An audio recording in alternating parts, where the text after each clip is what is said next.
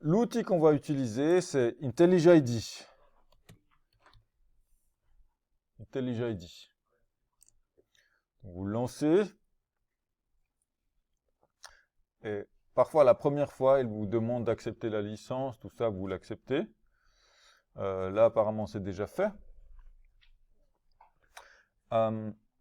Chez vous aussi, vous pouvez utiliser IntelliJ IDEA. Il y a une version gratuite qui s'appelle Community Edition. Et vous avez aussi droit à une licence d'étudiant, mais il faut en faire la demande. Je peux vous fournir le lien comment faire la demande. Vous pouvez l'avoir à la maison. Ça marche sur tous les systèmes d'exploitation courants. Ce qui change par rapport à ce qu'on a fait avant, c'est que maintenant, avant, on avait juste des fichiers Python. On ouvrait des fichiers Python, et puis on codait dedans, on les exécutait. Maintenant, vous allez devoir organiser votre code par projet. Ça s'appelle un projet. Donc, par exemple, vous allez créer, je ne sais pas, un projet série 1. Et dedans, vous avez un certain nombre de fichiers qui font partie du même projet. Donc, ils sont dans le même dossier, si vous voulez. Et puis, c'est très important de respecter, de comprendre l'organisation que fait ce logiciel avec ces dossiers, parce que si on se trompe de cette organisation, on a assez vite des bizarreries en termes de configuration. Donc, on va créer un nouveau projet. Quand on crée un nouveau projet, il y a toutes sortes d'options qui sont ici. Pour l'instant, tout ça ne nous intéresse pas. On va faire juste Java. La SDK 12, ça va très bien. On ne va pas rajouter des frameworks ou quoi que ce soit. On va use library. Donc là, il dit error, library is not specified. Je pense du moment où on coche pas, ça va. Donc on fait juste next. Si on veut, on peut vous créer soit un projet vide, soit vous pouvez le créer un projet qui a déjà quelques trucs. C'est la command line app. Je vais le faire pour la première fois pour vous montrer comment ça marche. Et puis, vous faites Next, et vous devez choisir le nom du projet. Par exemple, je vais appeler ça Intro ALO. Et après, vous pouvez choisir votre dossier dans lequel se trouve le projet. Oui. Quand on fait du là, je sais qu'on utilise aussi IntelliJ explique-nous en se basant sur des fichiers Java. IntelliJ IDEA gère toutes sortes de langages. À la base, ça a été développé pour Java, mais en fait, PyCharm, par exemple, c'est un outil avancé pour l'édition Python, c'est basé sur IntelliJ IDEA. C'est une plateforme qui est utilisée pour toutes sortes de langages. Donc, c'est une des plateformes très connues. Il y en a d'autres, comme Eclipse, Visual. Après, il y a d'autres, un peu de philosophie, mais parmi les IDE, il y a Eclipse, qui est une concurrent, Visual Studio. Ok, donc après vous devez choisir votre dossier. Là, il y a un petit piège. Donc là, par exemple, si je vais aller sur mon J, ce que vous allez peut-être faire souvent, je vais sur mon J, je vais dans le cours, je sais pas, créer un nouveau dossier. Ici, vous avez quelques symboles qui sont utiles de connaître. Donc là, c'est nouveau dossier. Nouveau dossier, on va l'appeler ALO. Dans ALO, vous voyez, si maintenant je choisis ALO, je vais avoir un souci parce que je l'ai intro ALO qui est localisé dans le dossier ALO. Ça, il ne faut pas le faire. Il faut rajouter un sous-dossier, il faut rajouter le nom du projet. Ici. Ça, c'est important parce que sinon, tout votre dossier ALO va être un seul projet. Je peux zoomer avec la loupe, là, peut-être.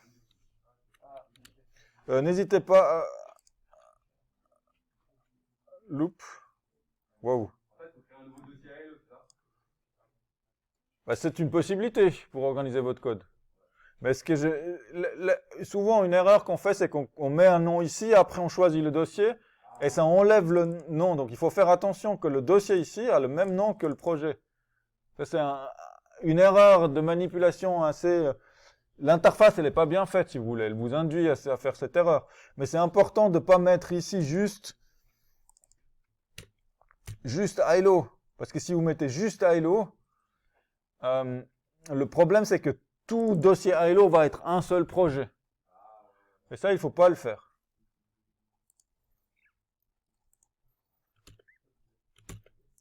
Et puis, le base package, pour nous, en première année, on ne va juste pas utiliser cette notion de package. Pas activement, en tout cas. Donc, vous ne mettez rien. Parfois, il vous met des warnings, il dit c'est pas une bonne pratique de faire pas de package du tout. Des packages, c'est une organisation du code, donc des sous-dossiers, des sous-sous-dossiers et tout ça. Et puis, pour pas trop se compliquer la vie, on le fait pas pour l'introduction. Donc, vous faites ça. Et après, il faut que je dézoome un peu là, je pense. Et puis après, vous faites finish. C'est tout. Donc, il dit, bon, il n'existe pas encore le dossier intro ALO, c'est normal, puisque je veux le créer. Il dit, il va être créé, et on confirme que c'est bon que ça le crée.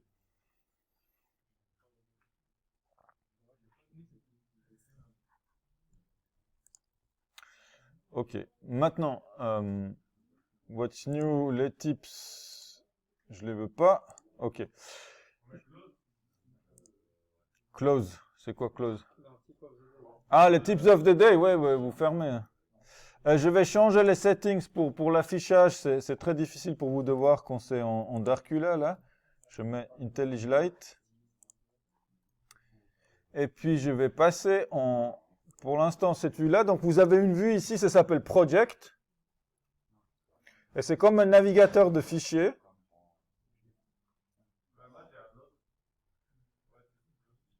Un navigateur de fichiers. Mais il ne montre pas tous les fichiers. Il cache certains fichiers. Si vous voulez voir vraiment tous les fichiers, vous devez dire Project Files. Project, il vous présente seulement les fichiers qui sont intéressants. Mais a priori, on bosse avec ça. Et puis là, vous avez aussi le chemin. Vous voyez, J, ALO, intro ALO. Et j'aimerais vous montrer dans le Finder, enfin dans l'explorateur Windows, comment ça se présente. Donc si je suis ici dans intro ALO, je vais juste m'assurer d'afficher les éléments masqués aussi. Donc vous voyez que j'ai trois dossiers. J'ai un dossier SRC, SRD, SRC c'est pour source. C'est là où on va coder. On va coder dans le dossier source. Le fichier introala.iml, c'est un fichier de configuration d'IntelliJ IDE. Il ne faut pas y toucher. Et dedans, vous avez aussi un dossier .ide. Ça, c'est encore d'autres fichiers de configuration du logiciel. Ça non plus, on n'y touche pas. Mais le fait qu'il y a dans intro.alo un sous-dossier qui s'appelle .ide, ça veut dire que le dossier intro.alo, ça correspond à un projet IntelliJ IDE. Ça, c'est très important. Vous voyez, dans le dossier ALO, je n'ai pas de dossier .ide. Ça veut dire que le dossier ALO en lui-même, ce n'est pas un projet IntelliJ IDE. Mais intro ALO, oui. Et par exemple, si je vais ici, je fais File Open, s'il veut bien, et je vais sur mon J, et je déplie. C'est des petits détails, mais ça fait une différence. Vous voyez qu'il a mis un petit truc noir là? Vous voyez ça ou pas? Je remets la loupe. C'est assez subtil, mais j'ai remarqué que ça peut servir. Là. Vous voyez ça? Ça veut dire, c'est l'icône IntelliJ IDE simplifiée. Ça veut dire qu'il le reconnaît comme un dossier projet. Donc si vous voulez ouvrir votre projet, vous devez sélectionner ça. N'ouvrez jamais genre le dossier ALO directement, ça va vous créer un chenille parce qu'automatiquement, il va penser que c'est un nouveau projet, il va faire des fichiers de configuration, et après, c'est une salade. Donc, il faut être assez discipliné avec ça. Quand vous ouvrez, faites bien attention. Là, il faut sélectionner ça. C'est déjà ouvert, donc je ne vais pas le faire. Et aussi, quand vous dépliez, vous voyez qu'en dessous, il y a aussi le fichier introala.yml qui a ce symbole IntelliJ IDE. Moi, je vous conseille de ne pas ouvrir non plus directement ce fichier-là, de prendre toujours le dossier qui a un sous-dossier .ide. Vous voyez, le dossier intro.alo, lui, il a un sous-dossier, un enfant .ide. Donc ça veut dire que c'est ça mon dossier projet. Mais pour coder, on doit ouvrir le fichier SRC. D'abord, vous ouvrez, avec IntelliJ IDE, vous ouvrez ce projet-là. Et après, on fait tout depuis le logiciel. Donc après, on ne va pas ouvrir directement comme on a fait avant des fichiers Python d'Anthony, on va ouvrir le projet, et dans le projet, dans le dossier SRC, on trouve des fichiers. Alors ici, il ne nous présente pas le fichier, il présente des symboles. Ça, des symboles, petit à petit, on va apprendre à les comprendre. Si je vais dans Project Files, ici, là, je vois vraiment un certain nombre de fichiers, mais ce n'est pas très utile. Restez sur Project. Mais on voit ici, quand j'ouvre source, vous voyez, c'est marqué main.java. Ça veut dire que c'est du code source Java. Comme on avait avant le machin truc .py. Donc c'est là-dedans qu'on va coder. C'est là-dedans qu'on va coder. Et puis quelque chose qui est particulier en Java aussi. Donc là, vous vous souvenez du truc qu'on avait fait en Python, if main égale name égale main, etc. Ben, en Java, il y a de nouveau cette notion de main, mais cette fois-ci, c'est pas optionnel, c'est obligatoire. Tout votre programme est lancé depuis une méthode qui s'appelle main.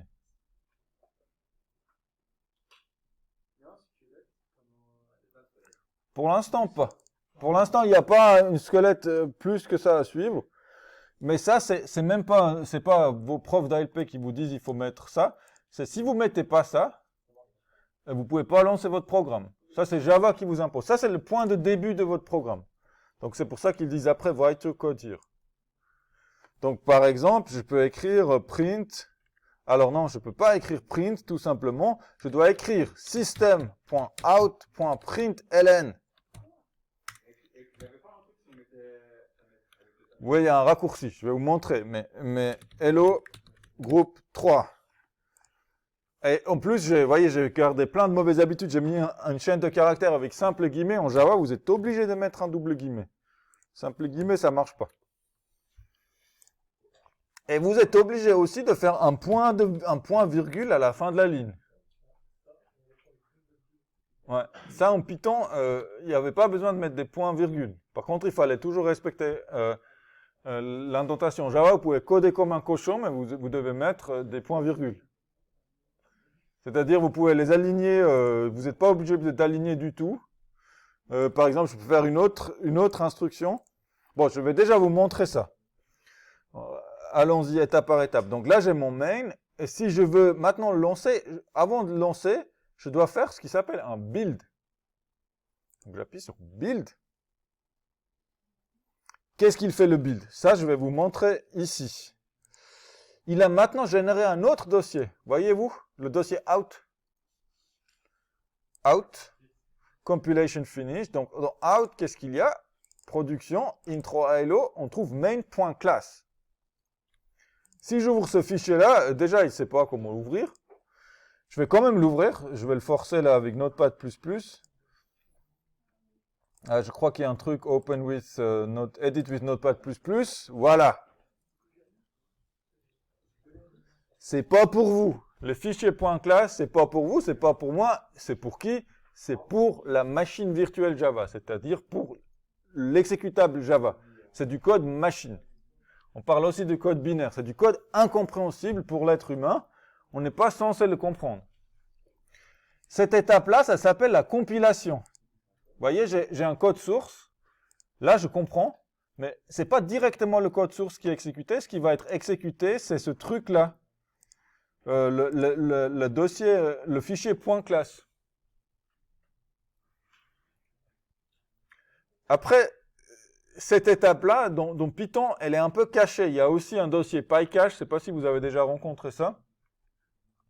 C'est-à-dire, il y a une étape de traduction ici qui traduit le code compréhensible par un être humain dans un code efficace pour la machine.